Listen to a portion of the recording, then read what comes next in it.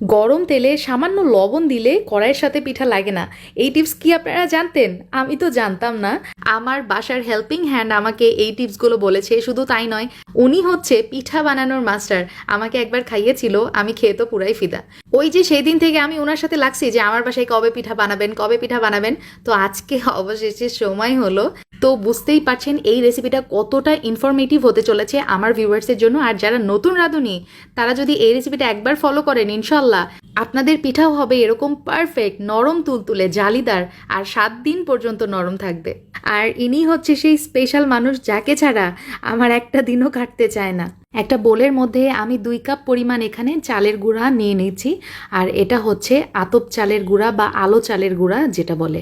তার সাথে দেওয়া হচ্ছে আটা 1 কাপ পরিমাণ, সামান্য একটু লবণ, জাস্ট মিষ্টিটাকে যেন ব্যালেন্স করা যায়। আর তার সাথে দিয়ে দেওয়া হচ্ছে চিনি, এখানে আছে 1 কাপ পরিমাণ। আবার আমি বলছি, 2 কাপ চালের গুঁড়া, 1 কাপ আটা আর 1 কাপ চিনি। ব্যাস, শেষ কাহিনী। তো এখানে হচ্ছে কতগুলো এলাচ নিয়ে নেওয়া হচ্ছে। আমার এলাচের ফ্লেভারটা তেলপিঠাতে মজা লাগে, চিনির তেলপিঠাতে, তো সেই জন্যই এটা দেওয়া হয়েছে। আমরা এই জাগের মধ্যে 3 কাপ পানি মেপে রেখেছি। তো এখন দেখবো যে কতটুকু আমাদের লাগে এই পিঠা তৈরিতে। তো আগে প্রথমে মেখে নেন আপনি এই পুরাটা। হ্যাঁ, রুম টেম্পারেচারে থাকা পানি এখানে ব্যবহার করা হচ্ছে, কোনো গরম পানি লাগবে না, কিচ্ছু না। যে পানিটা আমরা নর্মালি খেয়ে থাকি সেটাই। জাস্ট এক কথাই বলবো, প্যারা ছাড়া রেসিপি এটা। সালমা আক্তারের কাছ থেকে আমি মানে বানাই নিচ্ছি এবং শিখতেছি। আসলে মানুষের শেখার কোনো শেষ নাই। আপনারা একটু খেয়াল করলেই বুঝতে পারবেন এই পিঠার মিশ্রণটা কিভাবে ফেটে নেওয়া হচ্ছে। যতক্ষণ না পর্যন্ত চিনিটা একবারে গলে যাচ্ছে ততক্ষণ পর্যন্ত এটা ফেটে নিতে হবে। তেল পিঠার কিন্তু এই ফেটে নেওয়াটাই মেইন, ঠিক আছে? আর এই কাজটা করা হয়েছে 10 মিনিট ধরে। আর পানি লাগবে? আর পানি লাগতো না? আচ্ছা, আমি ওপর থেকে ব্যাটারটা হাতে যেভাবে করতেছিলাম না, ওপর থেকে তুলে ছাড়েন। এই যে দেখতে পাচ্ছেন, পড়ার সাথে সাথে কিন্তু এটা ডুবে যাচ্ছে না। এই যে ওপর থেকে যে ব্যাটারটা ছেড়ে দেওয়া হচ্ছে, পড়ার সাথে সাথে কিন্তু মিক্স হয়ে যাচ্ছে না, একটু উপরে আলগা হয়ে আছে। আপনারা দেখতে পাচ্ছেন, এরকম কনসিস্টেন্সি হলে বুঝবেন যে পারফেক্ট হয়ে গেছে। এখন আমরা চুলাতে চলে যাচ্ছি। আর এই পর্যায়ে আপনাদেরকে পানির পরিমাণটা দেখিয়ে দিচ্ছি। আমাদের 1 কাপ প্লাস 1/3 কাপ পানি বেঁচে গেছে 3 কাপ পানি থেকে। তার মানে এই পিঠার ব্যাটারটা তৈরি করতে প্রায় 1.5 কাপের মতো পানি লেগেছে আমাদের। এখন একটা টিপস আমার ভিউয়ার্সের সাথে শেয়ার করছি, সেটা হচ্ছে তেলের মধ্যে, কড়াইয়ের গরম তেলের মধ্যে সামান্য একটু লবণ দিলে যেটা হয়, পিঠা কিন্তু কড়াইয়ের সাথে লাগে না। It's a really important tips. আমি এটা আগে জানতাম না কখনো, আজকেই প্রথম জানলাম। তো আমার মতো যারা জানেন না তাদের কাজে লাগবে আশা করি। ওরে মাশাআল্লাহ, কি সুন্দর পিঠা হয়েছে।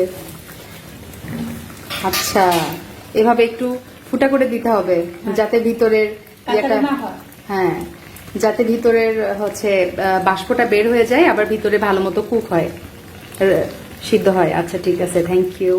তো দেখতেই পাচ্ছেন আলহামদুলিল্লাহ প্রথম পিঠাটায় কি সুন্দর একদম মানে ফুলকো হয়ে ফুলে গেছে। আর আপনাদেরকে এখন আমি দেখিয়ে দিব, মানে এই পিঠাটা যেভাবেই দেন না কেন একবারে ইচ্ছা মতো ফুটবলের মতো ফুলে যাচ্ছে। আর এই যে দেখেন, আমি মানে উল্টাতেই পারছিলাম না, এরকম অবস্থা। আর পিঠার গায়ে একটু ফুটা করে দিলে যেটা হয়, পিঠাটা নাইসভাবে কুক হয়ে যায়। তো এখন আপনাদেরকে দেখাবো পাত্র চেঞ্জ করলে পিঠাটা ফোলে নাকি। এই পর্যায়ে আমরা একটা গ্লাস ব্যবহার করছি। তো গ্লাসের মাধ্যমেও আপনারা চাইলে এই পিঠাটা বানিয়ে ফেলতে পারেন। মোট কথা, তেলের মধ্যে পিঠাটা যেভাবেই দেন না কেন একবারে ইচ্ছা মতো ফুলে যাচ্ছে, এটা একবারে মানে সাফ সাফ কথা। তো যাই হোক, পিঠাটা উল্টে দেওয়ার পর এভাবে একটু ফুটা করে দিবেন, তাহলে বেস্ট রেজাল্ট পাবেন। তো উঠিয়ে ফেললাম। আর এখন আরেকটা ডাবু চামচ আমি চেঞ্জ করে নিয়েছি, একটু গর্ত বেশি সেই ডাবু চামচে। তো সেটা দিলেও মাশাল্লাহ খুব সুন্দরভাবে ফুলে যাচ্ছিল। আর যদি এভাবে একটু প্রবলেম করে যে ফুলতে চাচ্ছে না বা কিছু, তখন একটু ওপর দিয়ে তেল দিয়ে দিবেন একটা চামচের সাহায্যে, তাহলেই দেখবেন পিঠাগুলো একবারে ফুটবলের মতো ফুলে গেছে। আর আরেকটা ইম্পর্টেন্ট টিপস, সেটা হচ্ছে শুরু থেকে শেষ পর্যন্ত পিঠাগুলো ভেজে নেওয়ার সময় চুলার জাল মিডিয়াম টু হাইয়ে রাখতে হবে। তো আলহামদুলিল্লাহ আমার সবগুলো পিঠা বানিয়ে নেওয়া কমপ্লিট। এখন আপনাদেরকে যেটা করব, পিঠাটা ছিঁড়ে দেখাবো এটার মধ্যে যে কতটা পারফেক্ট হয়েছে, সেটাই আপনাদেরকে দেখাবো যে এর মধ্যে জালি জালি ক্রিয়েট হয়ে গেছে লিটারেলি। এই যে দেখতে পাচ্ছেন, ভিতরে তো একদম পারফেক্টভাবে কুক হয়েছে, আর কি সুন্দর একটা জালি জালি ক্রিয়েট হয়েছে। এরকম হলেই বুঝতে পারবেন পারফেক্ট, মানে এটাই হচ্ছে তেল পিঠার একটা সাইন। আর এই যে দেখেন, খুবই মজা ছিল এক কথায়। আর এই পিঠাটা একদম 7 দিনের মতো ভালো থাকবে, একটু শক্ত হবে না কিছু না, তবে রুম টেম্পারেচারে রাখতে হবে। বাসায় ট্রাই করতে পারেন। So enough for today. আল্লাহ হাফেজ, আসসালামু আলাইকুম।